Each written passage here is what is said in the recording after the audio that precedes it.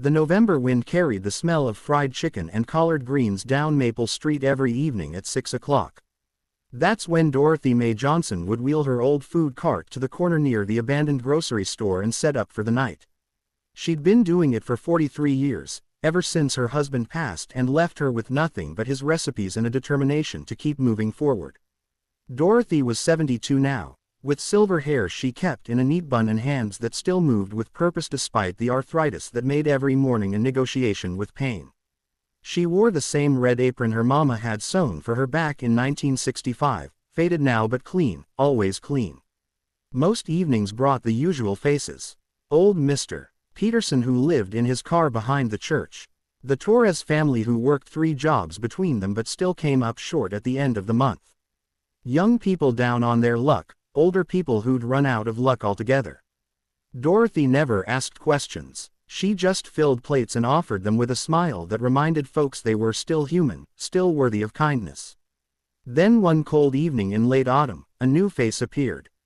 The young woman looked to be in her mid-20s, with blonde hair that hadn't seen a brush in days and a denim jacket too thin for the weather. She hung back in the shadows, watching the others eat, her arms wrapped tight around herself. Dorothy noticed the way she swayed slightly, the hollow look in her eyes, the protective way she kept one hand on her stomach. "Come on over here, child," Dorothy called out gently. "Plenty for everyone." The young woman hesitated, then slowly approached.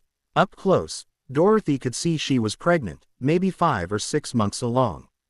Her clothes were dirty, her face pale with exhaustion. "I don't have any money," the young woman whispered. Dorothy just smiled and began filling a plate with her most generous portions. "Did I ask for money? Sit yourself down right there and eat something. When's the last time you had a proper meal?" The young woman's eyes filled with tears. I don't remember." "Well then, we're fixing that right now. I'm Dorothy." "Natasha," the young woman said softly, taking the warm plate with trembling hands. That's how it started, just one plate of food on a cold November night. But Natasha came back the next evening. And the evening after that. Slowly, over those first weeks, Dorothy learned her story. How she'd grown up in foster care, never really had a family. How she'd thought she'd found love with a man who promised her the world, then disappeared the moment she told him about the baby. How she'd lost her job at the diner when she couldn't hide the pregnancy anymore, lost her apartment 2 weeks later. How she'd been sleeping in doorways and shelters, trying to stay safe, trying to keep her baby safe. Dorothy listened without judgment, just nodding and filling Natasha's plate a little fuller each night. She started packing extra portions, pressing them into Natasha's hands along with a worn blanket from her own closet, a pair of gloves, thick socks. "You take care of yourself and that baby," Dorothy would say. "You're not alone, you hear me." The other regulars at the cart took notice too. Mr. Peterson started saving the sports section from newspapers he found, knowing Natasha liked to read. Maria Torres brought maternity clothes her sister had outgrown. A quiet community formed around this young mother-to-be, folks who had so little themselves but understood the currency of compassion. Winter deepened. Dorothy's arthritis got worse, making it harder to push the heavy cart, harder to stand for hours in the cold. But she never missed an evening. She couldn't, not with Natasha depending on her. The girl was getting bigger now, moving slower, and Dorothy worried constantly about where she was sleeping, whether she was warm enough. One particularly brutal night in January, with snow falling thick and the temperature dropping fast, Natasha didn't show up at her usual time. Dorothy felt panic rise in her chest. She kept the cart out an extra 2 hours, watching the street, praying. Finally, near midnight, she had to pack up and go home, her heart heavy with worry. She barely slept. At dawn, she was back on the street, searching. She found Natasha huddled in the doorway of the old library, shivering violently, her lips blue with cold. "Oh child, oh no," Dorothy breathed, kneeling down despite the pain that shot through her knees. "We're getting you somewhere warm right now." She managed to get Natasha to her feet and half-carried her to the nearest church, where the morning priest helped them both inside and wrapped Natasha in blankets. They called an ambulance. Natasha was hypothermic, dehydrated. At the hospital, Dorothy sat by her bed, holding her hand, refusing to leave. You're like the mother I never had," Natasha whispered when she woke up. Dorothy squeezed her hand gently. And you're like the daughter I never got to have. We're family now, you and me and this baby. After that night, something changed. Dorothy made a decision. Her own apartment was tiny, just one bedroom, but there was a couch. She brought Natasha home. This isn't charity, Dorothy said firmly when Natasha protested. This is what people do. We take care of each other. Besides, I'm getting old. Nice to have young company around. So Natasha moved into Dorothy's small apartment above the dry cleaner. Dorothy taught her to cook her mama's recipes. They'd sit up late talking, watching old movies, Dorothy sharing stories from her long life, Natasha slowly learning to trust, to hope, to believe in kindness again. Dorothy still went out with her cart most evenings, but now Natasha came with her, helping where she could, learning Dorothy's way of seeing people, of honoring their dignity. The neighborhood watched this unlikely pair, the elderly black woman and the young homeless white girl, and saw something beautiful in their bond. Spring came. Natasha's belly grew round and full. Dorothy converted her own bedroom into a nursery, moving herself to the couch without complaint. She found a second-hand crib, painted it white herself despite her aching hands. Natasha would find her sometimes, standing in that little room, tears running down her face, touching the tiny clothes with wonder. I never thought I'd get to do this, Dorothy admitted one evening. Never had children of my own. Thought that ship had sailed. But here you are, here this baby is, and I get to be a grandmother after all. The baby came on a warm day in May. A girl, healthy and perfect, with a powerful set of lungs.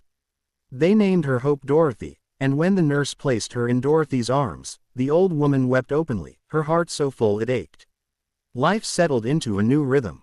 Dorothy scaled back on the food cart, going out just a few evenings a week with Natasha's help. The rest of the time, she helped with Hope, teaching Natasha how to be a mother the way no one had ever taught her. It was hard sometimes, money was always tight, but they had each other.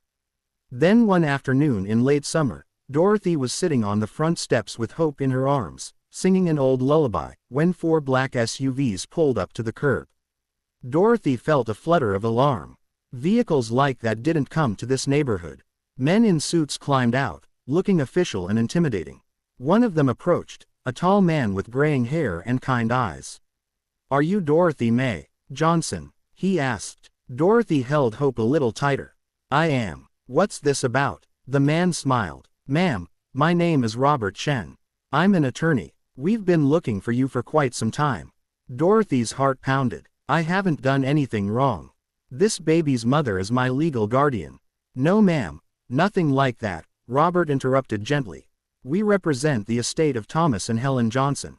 Do those names mean anything to you?" Dorothy frowned. "Thomas Johnson was my husband. He died over 40 years ago. We never had much of anything."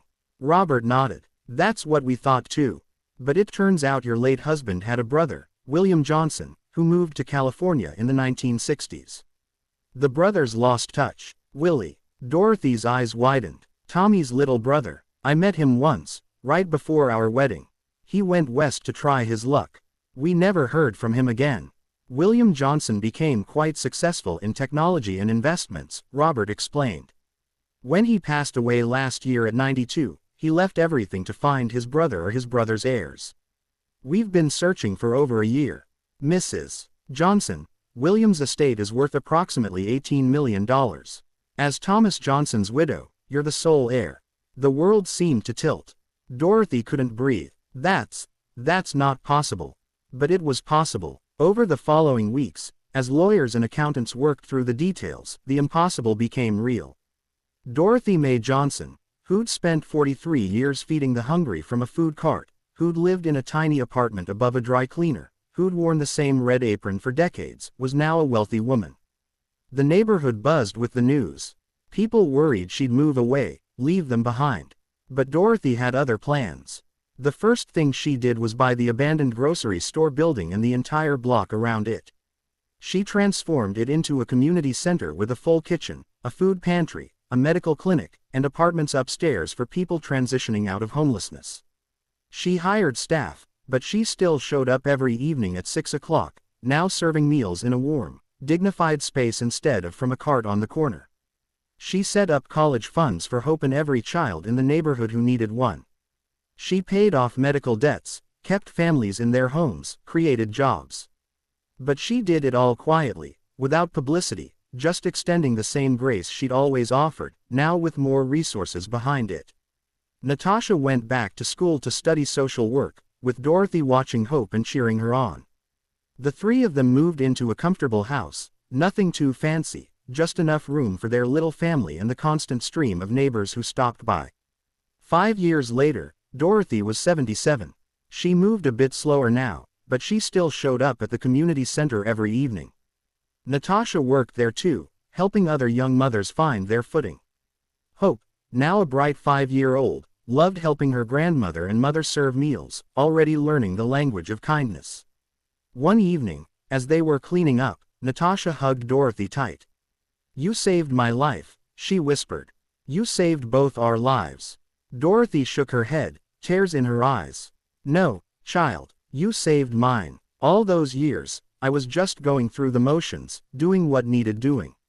But you and Hope, you gave me purpose. You made me a mother, a grandmother. You made me family." She looked around the bustling community center, at all the faces she'd known for decades, at the children laughing and playing, at the warmth and safety they'd built together. "This money, it's wonderful, don't get me wrong.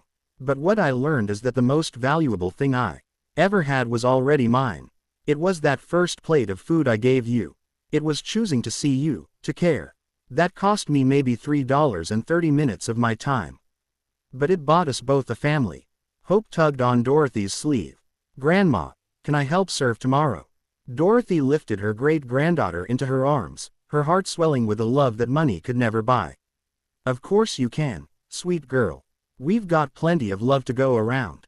Outside, the early evening sun painted Maple Street gold. The corner where Dorothy's food cart used to stand was now a small park with a bronze plaque that read, "A place of grace, where kindness was served daily."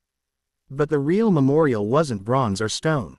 It was in every person whose life had been touched by one elderly woman who believed that everyone deserved dignity, everyone deserved a warm meal, everyone deserved to be seen. And it was in the family, bound not by blood but by choice and love, who continued her legacy every single day.